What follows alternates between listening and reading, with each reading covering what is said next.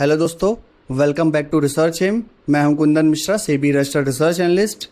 तो आज मैं आपके लाया हूं निफ्टी का कल क्या मूवमेंट हो सकता है उसकी कुछ अपडेट्स, जिसमें हम अब देखेंगे कि ग्लोबल क्या संकेत मिल रहे हैं मार्केट को लेके। तो उसको भी कुछ डिस्कस करेंगे। तो चलिए आज का वीडियो शुरू करते हैं। तो Israel says it's targeted nuclear sites in Iran. तो यहाँ पे जो अराक उनका न्यूक्लियर पावर प्लांट था उस पर अटैक किया हुआ है इसराइल ने कल। तो ये भी एक इम्पॉर्टेंट है। इसके कारण भी अभी देखिए मार्केट में कुछ ना कुछ आपको टेंस का माहौल आज देखने को मिला और मार्केट में हल्की सी आपको गिरावट देखने को मिली। Iraq top Shiite cleric warn against any targeting of Iran leadership. मतलब इराक भी अब इस माहौल इसमें इस वॉर में आ चुका है और इराक में ने भी वार्न कर दिया है इसराइल को कि अगर ईरान के कोई भी टॉप लीडरशिप को अगर कोई भी हार्म करता है इसराइल, तो वो पूरा मिडिल ईस्ट जो है वो एक कियोस में आ जाएगा और हो सकता है मे बी पॉसिबल कि पूरे रीजन में एक युद्ध का माहौल बन जाए, जो कि बिल्कुल भी अच्छा नहीं है मार्केट के लिए। क्योंकि ऑलमोस्ट 70 से 80% जो है ऑयल वो मिडिल ईस्ट से ही आता है पूरे वर्ल्ड को। तो ये बिल्कुल अच्छी न्यूज़ नहीं है और इससे मार्केट पे बहुत बड़ा इम्पैक्ट हो सकता है negative. US moves military assets limit access to its targeting Middle East base. मतलब यूएस भी अब देखिए, अगर यहाँ पे देखें तो जो यूएस है वो मिडिल ईस्ट में अपने मिलिट्री एसेट्स हैं वो ट्रांसफर कर रहा है। जिसके कारण क्या हो रहा है कि हो सकता है मे बी पॉसिबल कि आने वाले टाइम में यूएस भी ईरान पे अटैक कर दे। क्योंकि अभी रिसेंटली देखा गया है कि यूएस के जो भी एयरक्राफ्ट्स हैं वो धीरे धीरे मिडिल ईस्ट की तरफ उन्होंने भेज दिया है और इससे भी कुछ भी इम्पैक्ट पड़ सकता है।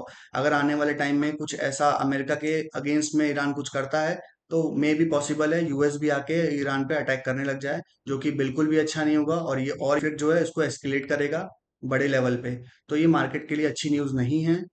तो अभी देखें तो ओवरऑल जो भी न्यूज़ आ रही है वो सिर्फ नेगेटिव न्यूज़ आ रही है मार्केट के लिए। इसमें एक और चीज़ है, warning oil giants fear massive disruption if Hormuz shut amid Iran Israel conflict.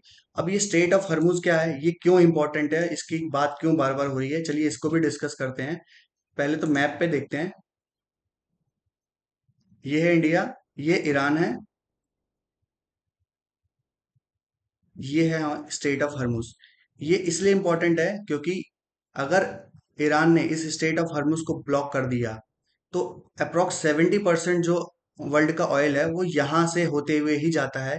चाहे वो सऊदी अरेबिया का हो, चाहे वो यूएई का हो, चाहे वो कतर का हो। आप देख सकते हैं, तो ये वाला जो पाथ है, ये स्टेट है, ये बहुत इंपॉर्टेंट है ऑयल के लिए। अगर इसको हम जो है ईरान ब्लॉक करता है, तो ऑलमोस्ट 70% जो ऑयल है वो यहाँ पे ब्लॉक हो जाएगा और इससे मार्केट में बहुत इम्पैक्ट होता है और मार्केट का जो क्रूड की प्राइसेस हैं वो बहुत ज़्यादा हाई लेवल पे चले जाएंगे। जो कि आप चार्ट में देख भी सकते हैं, कल मैंने आपको बताया भी था कि कल जब मैंने बताया तो 72 के आसपास जो था वो डॉलर प्रति बैरल चल रहा था।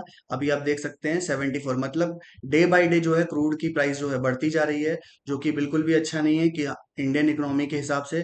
क्योंकि हमारी जो इकोनॉमी है वो टोटली डिपेंडेंट है ऑयल परचेजिंग पे। तो हमारा सबसे बड़ा अमाउंट जो होता है वो जो भी हम लोग इंपोर्ट करते हैं वो जाता है ऑयल पे जाता है। और अगर ये ऑयल के प्राइस बढ़ने लग गए तो हमारी इकोनॉमी के लिए बिल्कुल भी नहीं अच्छा होगा। और अगर ईरान जो है वो अगर स्टेट ऑफ हर्मुज को ब्लॉक कर देता है, तो उसमें सबसे बड़ा जो होगा वो क्रूड पे आएगा।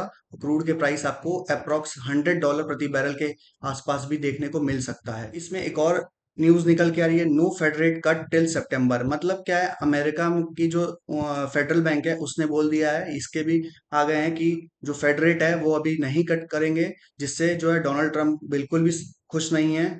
क्योंकि अगर फेड रेट कट कट होते तो ये इंडिकेशन जाता कि अमेरिका की जो इकोनॉमी है अभी स्टेबल है और अब वहां पे अभी इन्फ्लेशन कोई भी ज्यादा बढ़ा हुआ नहीं है। बट अगर फेड रेट कम नहीं हो रहे हैं, तो इसका मतलब है कि वहां पे इकोनॉमी जो है वो स्टेबल नहीं है और जो इन्फ्लेशन रेट है वो बढ़ सकता है अगर फेड रेट कम करते हैं तो। इसलिए अभी वो स्टेबल रहेगा और टिल सितंबर तक, मतलब सितंबर तक तो फिलहाल अभी कोई चांस नहीं है कि फेड रेट अभी कम होंगे। ये भी एक अच्छी न्यूज नहीं है मार्केट में, क्योंकि अगर अमेरिका के फेड रेट कम होते तो ये अच्छी न्यूज बन सकती थी मार्केट के लिए।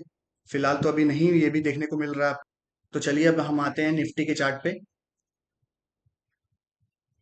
तो कल जैसे हमने डिस्कस किया था, जो निफ्टी है आज भी रेंज बाउंड ही चल रही है।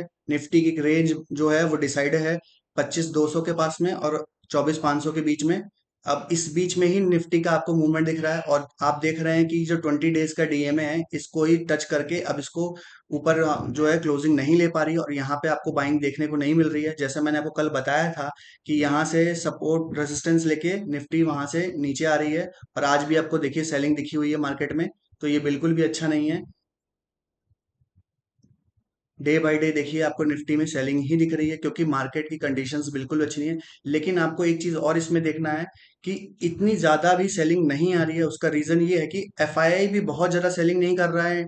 एफआई की भी हल्की फुल्की बाइंग है, और जो हमारा जो डीआई है वो अच्छी बाइंग कर रहा है, जिसके कारण मार्केट हमारा स्टेबल है। और एफआईआई और डीआई का डेटा आपको जो है हमारे टेलीग्राम चैनल पे दिख जाएगा। शाम को हम लोग डेली अपडेट करते हैं। तो इसका अगर आपको डेटा देखना है तो हमारे टेलीग्राम चैनल को भी ज्वाइन करिए, वहां पे आपको सारी चीजें अपडेट मिल जाती हैं।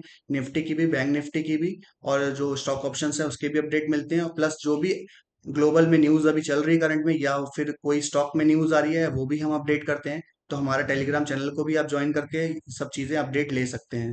अब हमारा प्रोस्पेक्ट ये है कि अभी आपको मार्केट में ज्यादा से ज्यादा अभी मार्केट को वेट करिए, वॉच करिए, वो बहुत इंपॉर्टेंट है। क्योंकि मार्केट में हल्की फुल्की सेलिंग है। तो अगर आपको छोटे मोटे प्रॉफिट्स करने हैं तो मार्केट में आप सेलिंग करके छोटे मोटे प्रॉफिट निकाल सकते हैं मार्केट से।